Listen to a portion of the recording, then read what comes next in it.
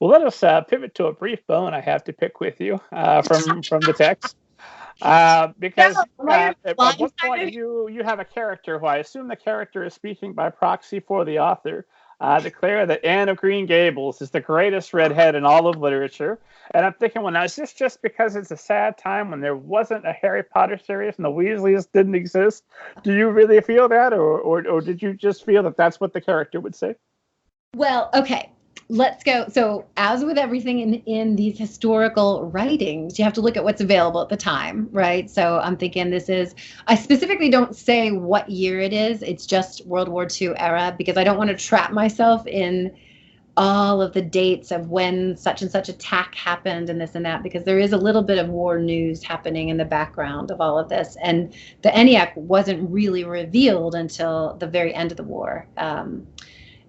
So I avoid dates, but roughly World War II era, we have no Weasleys. There's no Ron.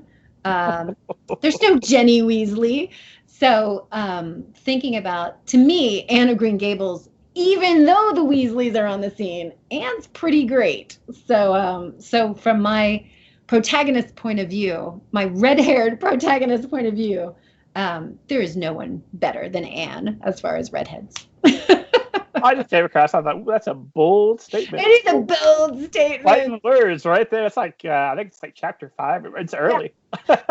it's a book cipher, and so I was trying to figure out what book cipher to use, and I was looking at what was popular at the time, so like Mr. Popper's Penguins, like stuff that people know about now. Um, and then when I was like, oh, but there's Anne, and Anne's a redhead, so and Anne's a perennial favorite. I think there's a lot of love for Anne.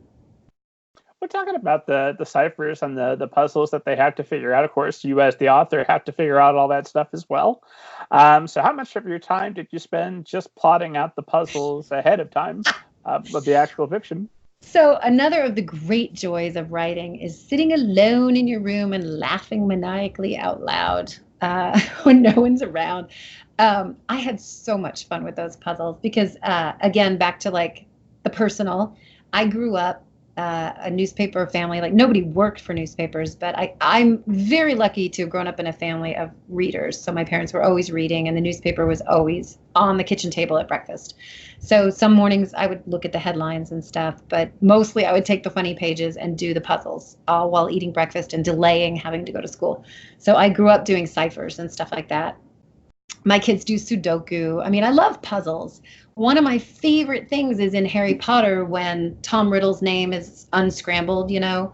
I love that stuff. So uh, it just made sense that these girls, you know, during World War II, there would be advertisements in the paper for different things. Like, you know, the mathematicians answered newspaper ads. So in plotting this, I'm thinking about 11-year-old girls who want to help because they have family members in the war. And the whole story, also, another theme throughout is who's powerful and who's powerless. And in society, who are the most powerless people? Well, girls. Um, and we could look at, you know, the dark issues in the news even now. Girls are powerless. And how does that feel growing up? Knowing like you can't go out for a run because you might get jumped, you know, endless.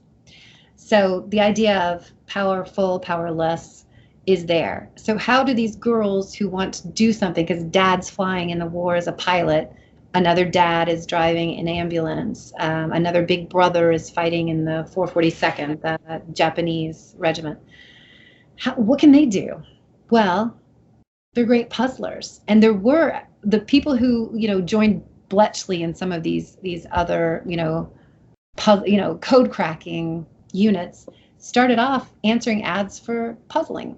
So I thought, well, that's a great entry because all kids can puzzle. All of us can. All of us can do a cipher in the newspaper, unscramble letters and things like that. So that was a great entry point, thinking about 11-year-old me and how much I loved that. So I just went through, and I have to sustain this over 3 books, so I'm finding all sorts of puzzling. But it's been really fun digging up different puzzles and scrambling names and doing things that I had puzzles in a previous book, and most of the kids I've talked to on school visits and stuff found them at like not too easy but not too hard. So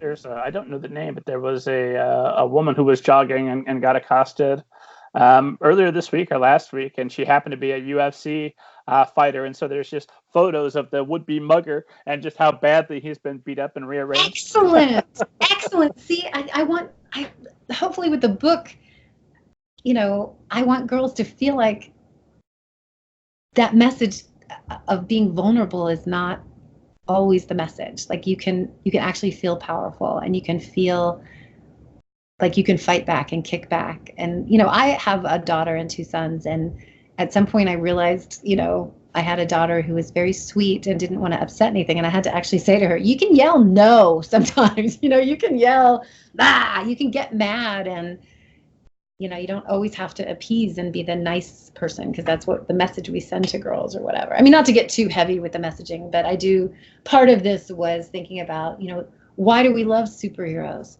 Because they have power. When we feel powerless, and during World War II, there were populations that felt powerless. And so that's the theme of your work, right? Is women in history who are powerful role models. Yeah.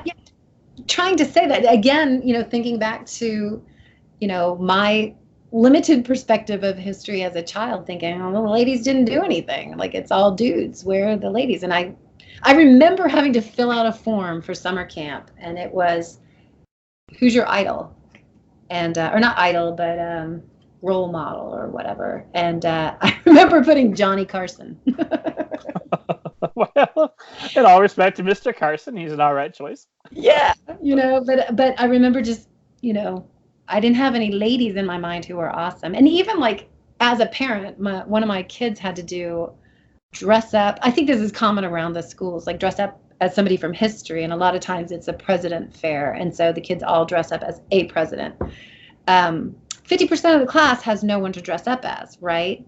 So I'm hoping that one of the books I did about the first woman who was on the ballot for president, hopefully somebody could dress up as Belva Lockwood, because there were women, they were running, but victory. Well, in all fairness, a woman has been elected president. She just hasn't yet held the office. But that's politics, so we'll stay away from it. Yeah, right. So, yeah. Ooh, all right, anyway. Yeah, that's great. And the nice thing about that is talking about these strong women characters is it's right there in the concept. You don't need to scream. The difference is that wonderful scene in the Wonder Woman movie where she's coming across no man's land and she's defeating the army. You don't need to do the Captain Marvel thing and play I'm just a girl and go over the top with it. It's inherent. We get it. It's right there in the main concept. This is a strong character, and you can too. Yeah. And also, sometimes I think as we're thinking about books and plotting and, what we want to write at the very outset, I sat for like a solid week thinking, okay, when you have three protagonists, it's usually two dudes and a girl, just like Harry Potter. And that's how you get, I think, isn't Rick Riordan the same thing, a girl and two guys? That's how you get your broad audience. And boys don't want to read girls is the common, thought, which I disagree with. But I sat here thinking, all right, should I do two guys and a girl and just do all comic book heroes from the early days?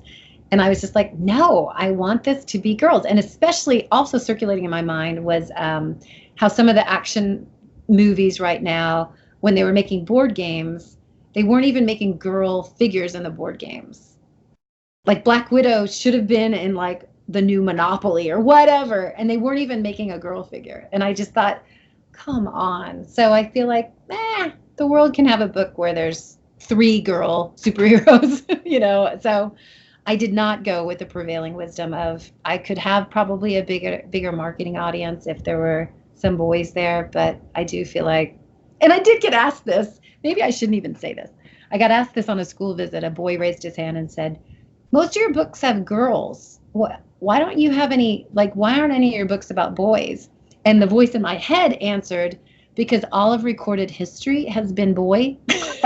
I'm pushing back against that. But I just said, I have two sons, so I've been thinking about some other books. And, I do have some books that are guy that hopefully I will sell. But right now, I feel like this is kind of the story. These are the stories I want to tell right now, just because I feel like you know, the world could use a few stories about some ladies doing some things. So I'm okay with it. Look forward to a time when we don't have to have that as part of the conversation anymore.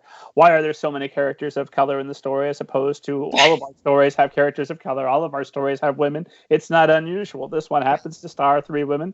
This one happens to star a couple of boys, and we don't need to make a big deal about it.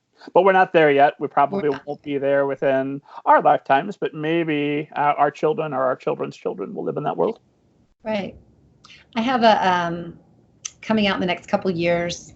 All these things are on slow trajectory. You've got what, 8 in the pipeline? I think you told me. I do have 8 in the pipeline. You did your homework. Yes, I do have 8 in the pipeline, and one that's coming is about a woman inventor. And I wrote that story because I was talking to somebody, and they said something about inventions, and I sat there and I thought, and I think I might have even asked it out loud to various people. Name one woman inventor. Like, can anybody name a woman inventor? Like, it's hard. Like the Kevlar, the bulletproof fabric, that's a woman. Some people say Marie Curie, but it's hard to come up with a woman inventor. So I researched and came up with somebody and wrote a picture book biography about her. It's Josephine Cochrane, who invented the dishwashing machine. But, I'm just trying to answer, fill in where the holes are in the Swiss cheese of history. So